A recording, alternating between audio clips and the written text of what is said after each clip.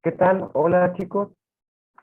El día de hoy vamos a repasar ahora sobre lo siguiente, lo que continúa a lo último que nos quedamos, que viene siendo el México virreinal. Para ello vamos a platicar un poquito sobre cómo fue la situación después de que Hernán Cortés conquistara el país. Si bien todavía no podíamos hablar de un lugar llamado México, a partir de 1521 comienza la expansión hacia diferentes lugares. Una vez caída la ciudad de Tenochtitlán, que representaba la capital del imperio más grande del país, lo demás vino a ser tarea fácil. En los siguientes 6, 7 años, Hernán Cortés se dedicó, junto con varios exploradores y conquistadores españoles, a investigar qué tan grande era el territorio que habían conquistado actualmente. Así pues, hubo exploradores que llegaron hacia el sur, ubicando nuevamente las áreas mayas por las cuales ya habían pasado, llegando a Centroamérica e inclusive en algunos casos hacia Sudamérica. Otros exploradores bordearon tanto la costa del Océano Pacífico como la del Golfo de México hasta llegar a territorio de lo que hoy en día es Estados Unidos y siguieron avanzando un poquito más hacia el norte. Así pues, en la década de 1520, consigue Cortés establecer aquí una capitanía general, que es el primer nombre que se le da al territorio que hoy conocemos como México. Sería, sin embargo, 14 años después de la conquista en 1535, cuando el rey se da cuenta de que Hernán Cortés realmente no tiene la capacidad de un líder y no está llevando a buen puerto las acciones de gobierno aquí en la Nueva España. Así pues, en 1535 se le destituye como capitán general y se establece por primera vez un virreinato. El virreinato de la Nueva España es uno de los 3 virreinatos con los cuales contaba el gobierno de España, entre los cuales pues estaba el virreinato del Perú, el virreinato del Río de la Plata en Argentina y el virreinato de la Nueva España en México. En nuestro país, el primer virrey que llegó fue don Antonio de Mendoza, quien a partir de 1535 ostentaría el control de todo el territorio que hoy en día es nuestro país. Durante los siguientes años y hasta 1821, iba a haber un virrey encargado de manejar las riendas del país aquí en nuestro territorio. Y es que el rey de España jamás visitó el territorio que hoy es México. Durante 300 años, de 1521 a 1821, en que fuimos gobernados por ellos, nunca un rey se encargó de venir de manera personal y directa aquí, sino que fueron a través de los virreyes los que se encargaron de estas acciones.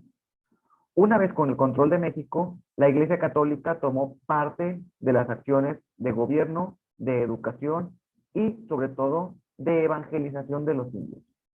Así pues, utilizando monjes misioneros de diferentes divisiones de la Iglesia, como los jesuitas principalmente, se encargaron de buscar por las buenas que los indios se convirtieran de sus religiones paganas a la religión católica que ellos pregonaban.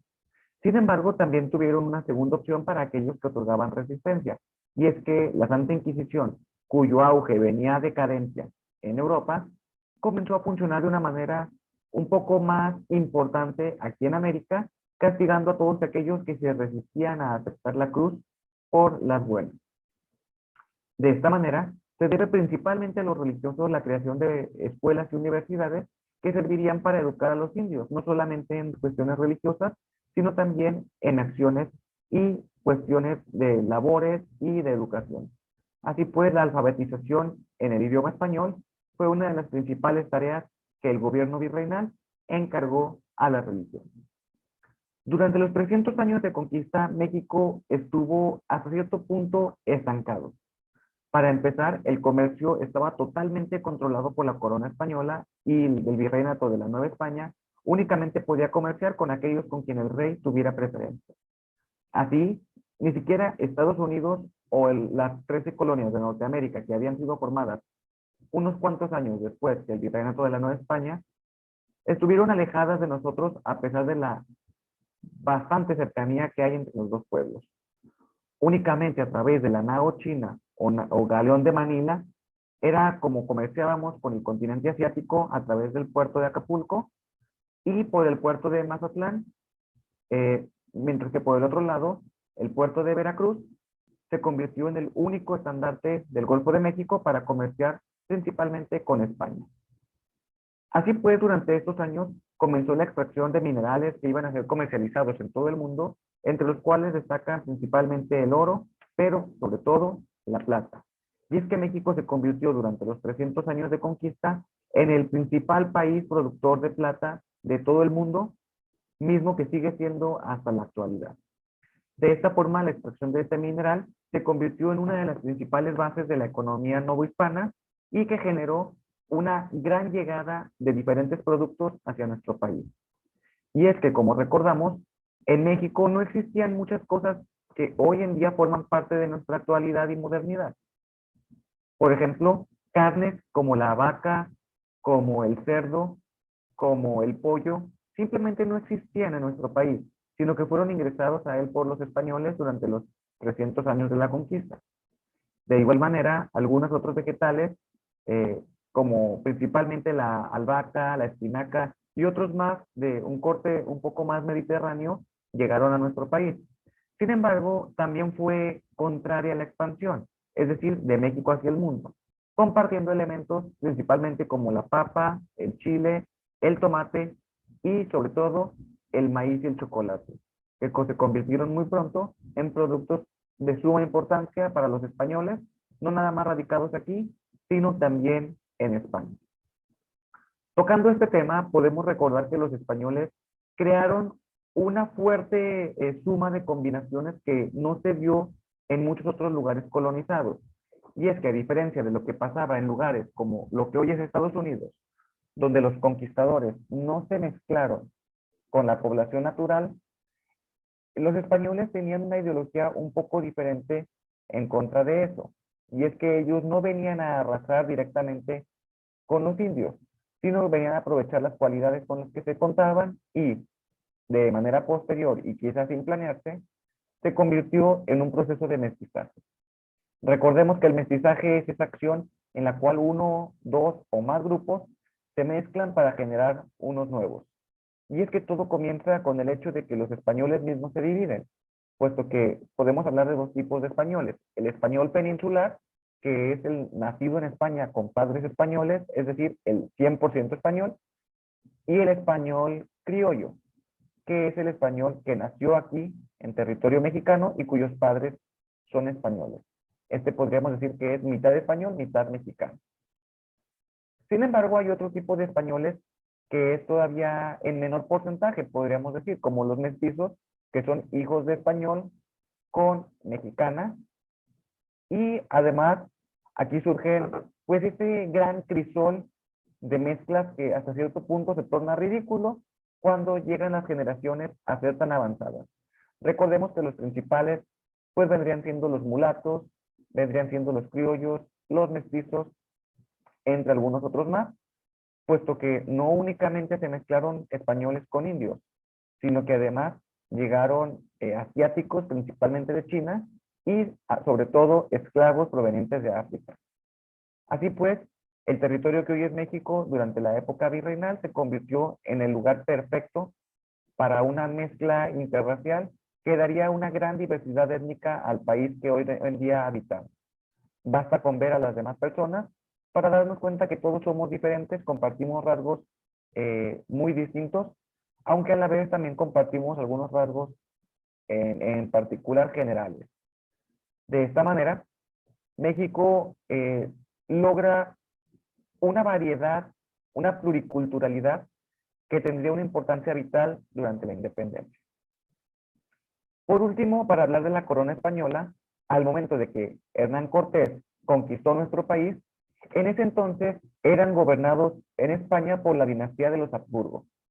Sin embargo, esta dinastía termina en el año 1700, cuando el último rey de los Habsburgo muere sin dejar descendencia. Esto ocasiona que comience una guerra de sucesión en España que se prolonga por al menos 2 años, llegando al final en 1702, cuando la familia francesa de Borbón toma el poder. Esta familia gobernaría desde 1702 hasta la actualidad, 2021, en que estamos grabando este video, y esa familia Borbón vendría a hacer cambios muy importantes e interesantes que repercutirían mucho en México. En 1760 se establecen las reformas borbónicas que generaban un cambio drástico en la forma de vida en el país. afectando prácticamente a todos los sectores de la población, quizá excluyendo únicamente a los peninsulares. Así pues, incluidos los criollos, que de hecho eran españoles, se vieron afectados por estas reformas, ocasionando que terminaran uniéndose en 1810 a la independencia. Recordemos que de los mayores y principales participantes de esta lucha, podemos hablar de Miguel Hidalgo y José María Morelos, quienes eran criollos, es decir, nacidos en México, pero con padres españoles. Así pues, todas estas situaciones se fueron mezclando y se fueron generando de una manera tan particular que ocasionaron que México llegara el 16 de septiembre de 1810 a iniciar un movimiento armado contra los españoles. Sin embargo, para que esto ocurriera debieron pasar cosas muy importantes y muy específicas en el mundo que analizaremos en el siguiente video. Por lo pronto, en la guía que les estoy mandando también el día de hoy, vienen algunas preguntas de esto, entre los cuales nos pregunta sobre el tribunal eclesiástico encargado de perseguir la herejía y castigar los delitos contra la religión. Nos pregunta el nombre del proceso mediante el cual dos o más razas se unen.